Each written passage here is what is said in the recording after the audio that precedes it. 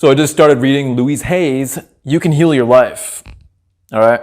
Now, this is kind of like Abraham Hicks stuff, kind of like that, in the sense that what you're doing is you're reperceiving life in a way that actually creates experiences that you prefer and enjoy. So it's really the art of deliberate creation, right? That's what Abraham Hicks originally called it. The science, actually. Science art. I think they would approve the word art as well, because it is a craft as you go about your day. How do I want to perceive this in a way that builds a future that I desire, that I actually want to see? Because if you only knew the fact that your thoughts are creating your future, your thoughts, your subconscious beliefs, then why would you ever choose negative perceptions ever again, right? If you actually believed that and knew that, then you would actively distance all negative thoughts and beliefs from your life. You'd be like, I don't want that food anymore. I don't want that bowl of plain green beans anymore. That's not for me. I'm gonna have this skirt steak with some rice and beans, and we're gonna have.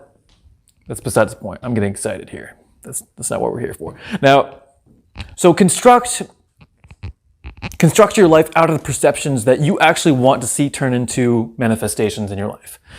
All right, so that's kind of a key point from chapter 1. I literally just started. I read like 3 pages. But okay, yeah, so this requires a lot of shadow work. It means observing yourself, observing your being, finding out where those beliefs are, those hidden beliefs that manifest unwelcome experiences like, let's say, negative people who are rude or mean. And because if you don't do that, then you're cloaking yourself with all these things around you. And you think that they're the problem. But actually it's because you're holding yourself in a belief state that's keeping them there. Just like a molecule of lithium. Or what's another molecule? Calcium? That's lame. But we'll go with calcium. You're being the protons and the neutrons, and you're holding the electrons in place. Except you're a dark atom. And all the electrons are like shitty, lame people or experiences, right? So get in there, observe, see what you're holding on to from the past. What have you been programmed with as a child? And start changing stuff. Start constructing your life like a bonsai garden, right? That's why it's an art. You're seeing, oh, actually, I like this bough of the tree kind of like this. Let's clip it this way. Let's trim it. Let's be Edward Scissorhands. Let's make this thing into a topiary masterpiece, right? Like this thing. Nice plastic tree, right? Who doesn't want one of those? You don't even have to take care of it. So yeah, get in there with the clippers. So do you want to be creating your life out of a host of things that other people programmed into you? Because that's what you're walking around with if you're not actively observing, changing things, right? So use that as motivation. Be like, do I really want to just be creating what my parents programmed me with?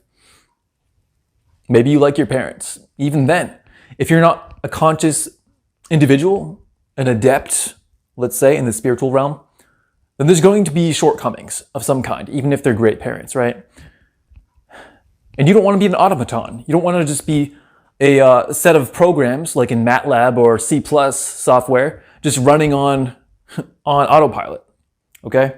So build the kingdom of God in your mind. Make that your mental field. That's how I think of it. Make your mental field into a heaven.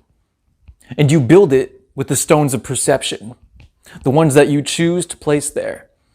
So yeah, have equanimity towards all the events in your life. Try not to let them sink in and make you reactive.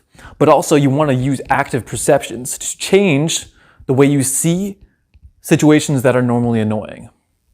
Like maybe there's somebody negligent in your life. And you're like, man, this person sucks. Like, I can't really tell them about this to change things because it's going to be weird. It's going to be a conflict. But just accept that as a challenge then. A challenge to say, do I value my mental well-being? Really and truly? Do I actually value having it be peaceful and serene? Or am I more interested in being mad about this thing that I'm not even going to try to change anyway? Okay, so it's actually a challenge from the universe in that case. Do you have the resolve? Are you resolute enough to choose peace in life over this bowl of anger food, right? And believe me, I've had plenty of that in my life. I don't want it anymore. I want that 20-piece chicken nugget Happy Meal, guys, with barbecue sauce on the side. That's what I want. And some nice plastic French fries from Burger King. I'm just kidding. Okay, so basically that's Louise Hay's You Can Heal Your Life, Chapter 1. We're getting into it now. I'm using it actually to heal my body. So, I'm going to try out the journey of choosing deliberate perceptions to reconstruct my life. All right, guys, so sit with all that. I think that's pretty much what I wanted to say from reading 3 pages. Create your life, bro. Construct the kingdom of God. Make your mind into the kingdom of God, dog. Let's go.